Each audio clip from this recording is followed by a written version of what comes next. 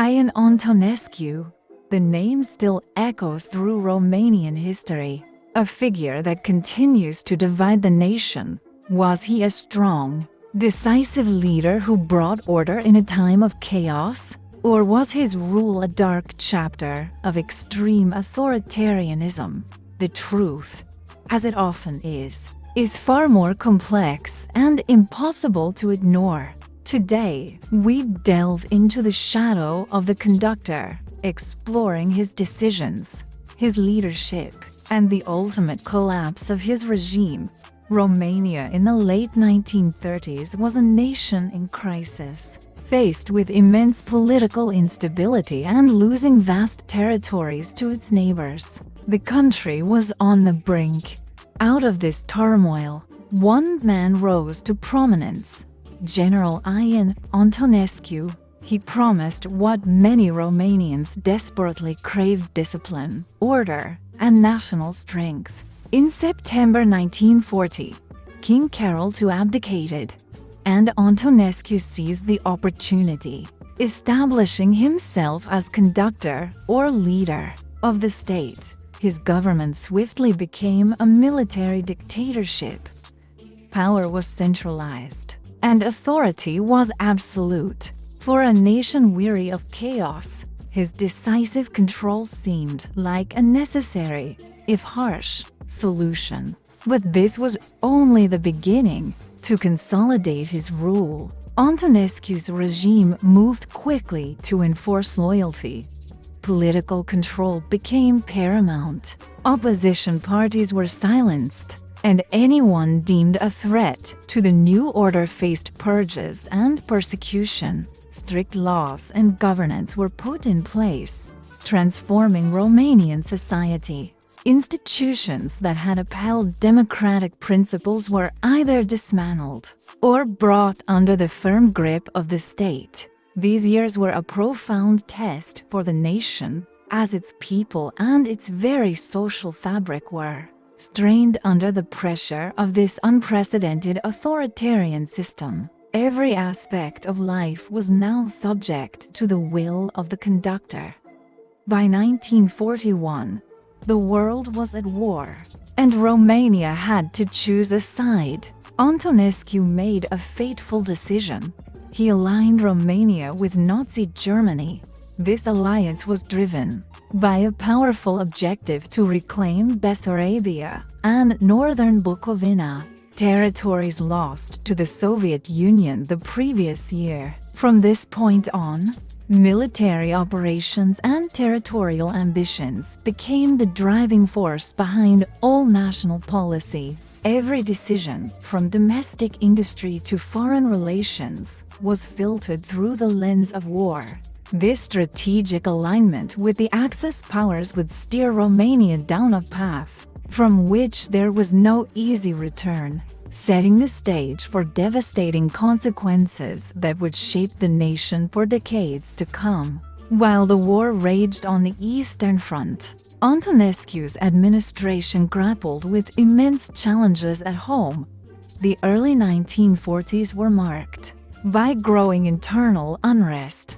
National security was a constant concern, with the regime on high alert for dissent and sabotage. Managing the nation's resources became a monumental task, as the war effort demanded almost everything Romania could produce: oil, grain, and manpower. The government's policies and relentless military focus created widespread strain across society.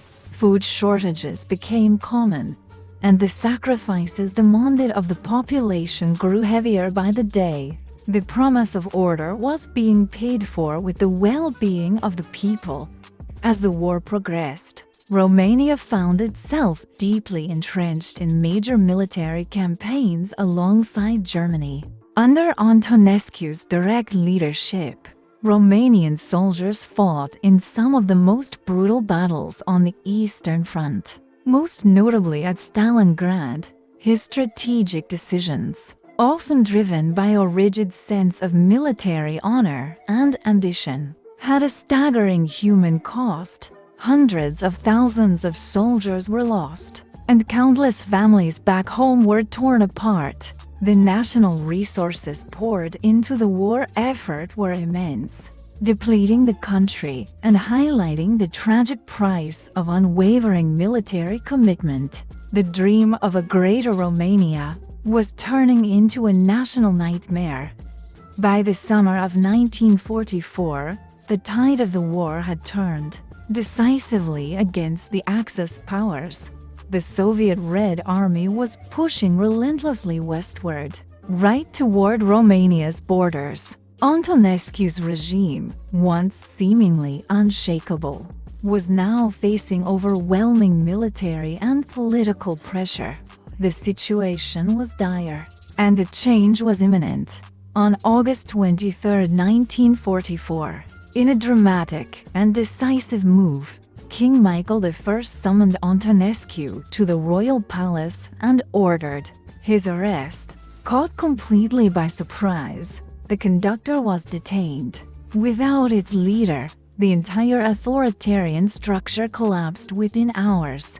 Romania switched its allegiance to the Allies, marking the abrupt end of an era defined by strict rule and total war. After the war, a new chapter began for both Romania and its former leader.